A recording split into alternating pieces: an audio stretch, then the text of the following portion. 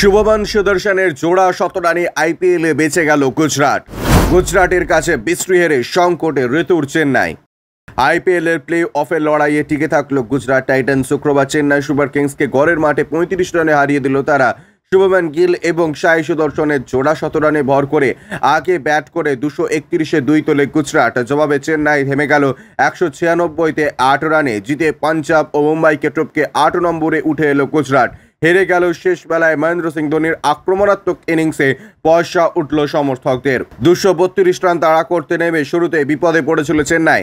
২ বলে উইকেট হারায় তারা। প্রথম ওভারের শেষ বলে ফিরে যান রচিন রবীন্দ্র। তাকে একক দক্ষতায় রান আউট করেন ডেভিড মিলার। পরের ওভারে প্রথম বলে ফেরান আজিঙ্কে রাহানেকেও। ওপেন না করে এদিন ৩-এ নেমেছিল ঋতুরাজ গায়কোয়াড়। তৃতীয় ওভারে উমেশ যাদবের বলে কোনো রান না করে রশিদ খানের হাতে ক্যাচ দেন। ৬ মারতে গিয়েছিলেন রশিদ। প্রথমে এক হাতে ক্যাচ নিয়েও টাল সামলাতে না পেরে বলটি ছুড়ে দিয়েছিলেন। বাউন্ডারির এপারে এসে ক্যাচটি নেন। সেখান থেকে খেলা ঘোরানোর মরিয়া প্রচেষ্টায় নামেন দুই বিদেশি ড্যারেল মিচেল ও মঈন আলী। গুজরাটের বোলারদের রেওয়াত করেননি তারা। বড় রান তাড়া করতে যাওয়ায় ধীর গতিতে খেলার দিকেও হাঁটেননি, শুরু থেকে চালাতে থাকেন। চতুর্থ উইকেটে ১০৯ রানের জুটি তৈরি হয়। স্পিনার এনেও গুজরাটের কোনো লাভ হয়নি। রশিদ খান হোক বা নূর আহমেদ, কাউকেই ছাড়ছিলেন না মিচেল মঈন জুটি। অবশেষে জুটি ভাঙেন মোহিত শর্মা। দ্বিতীয় বলেই তুলে নেন মিচেলকে ৬৩। কিছুক্ষণ পরেই ফিরে যান মঈনও ৫৬তে।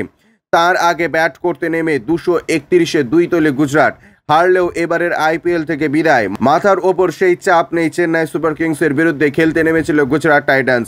মরণ মাচন ম্যাচে একই ইনিংসে জোড়া শতরান দেখা যায়। শুভমান গিল ও সাই সুদর্শন দুজনেই শতরান করেন। ১৮তম ওভারে জুটি ভাঙে। ততক্ষণে যুগ্মভাবে সর্বোচ্চ ওপেনিং জোটে নজির তৈরি করে নিয়েছেন। Bureau report, UJ news.